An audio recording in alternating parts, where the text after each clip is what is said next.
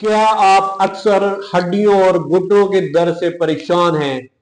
मैं आज आपको बताऊंगा चंद आसान और फौरी ऐसे तरीके जो आप घर पे रह के जोड़ों और हड्डियों के दर्द को कम कर सकते हैं। बिस्मिल्लाहिर्रहमानिर्रहीम। मेरा नाम डॉक्टर उमैर है। ये नीचे मेरा व्हाट्सएप नंबर दिया हुआ है। इस वीडियो के रिलेटेड या हेल्थ के रिलेटेड कोई भी क्वेश्चन करना चाहते हैं मुझे व्हाट्सएप कर सकते हैं। आम रूटीन में उम्र बढ़ने के साथ साथ या ग़िज़ाई कमी या जिस्मानी हड्डियों और जोड़ों की दर्दों में बहुत ज्यादा इजाफा हो जाता है। जैसे जैसे उम्र बढ़ती है हमारी हड्डियों के अंदर जो फ्लूइड होता है वो कम होना शुरू हो जाता है और उसकी वजह से हमें आर्थराइटिस और बहुत सारे मसलों का सामना करना पड़ता है। कैल्शियम और विटामिन डी एक मोस्ट इंपॉर्टेंट है जो हमारी हड्डियों की मजबूती के लिए, अगर हम ये खुराक में कम लेते हैं तो इसलिए हमारी हड्डियों का ये मसला बहुत ज्यादा बढ़ना शुरू हो जाता है। वजन ज्यादा होने की वजह से, वजन जब हम खड़े होते हैं हमारे घुटनों पे, कमर पे उसका बहुत ज्यादा बोझ आता है और वहां पे जो दर्द बहुत ज्यादा होना का सबब बनता है।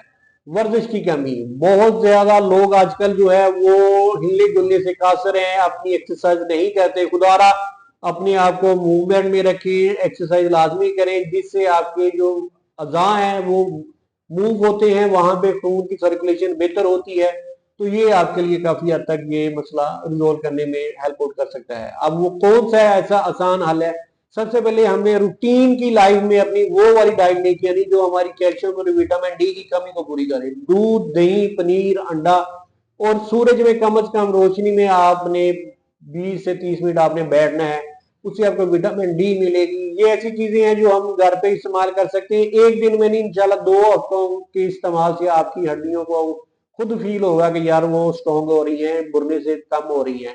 और आपने हल्की एक्सरसाइज घर पे रह के थोड़ा बहुत आपने मूवमेंट करती रहनी है जिससे आपका जो सर्कुलेशन है वो काफी हद तक बेहतर हो। और आपने उस जगह पे रेत ले लेनी है, रेत लेके गर्म करके उस जगह पे आपने सेक देना है, कपड़े में आपने वो इकट्ठी करके।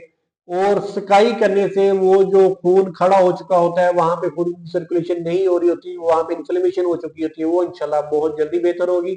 और कोशिश करें मीठा बिल्कुल ना लें, मीठा बिल्कुल कम कर दें, अपने वजन को कंट्रोल करें, लिक्विड का ज्यादा इस्तेमाल करें। इंशाल्लाह अल्लाह आपका हामी नासर होगा। अगर ये मालूमात आपके लिए मुफीद है तो वीडियो को लाइक शेयर लाजमी करें, कमेंट सेक्शन में जाकर बनी राय लाजमी दें। जज़ाकल्लाह।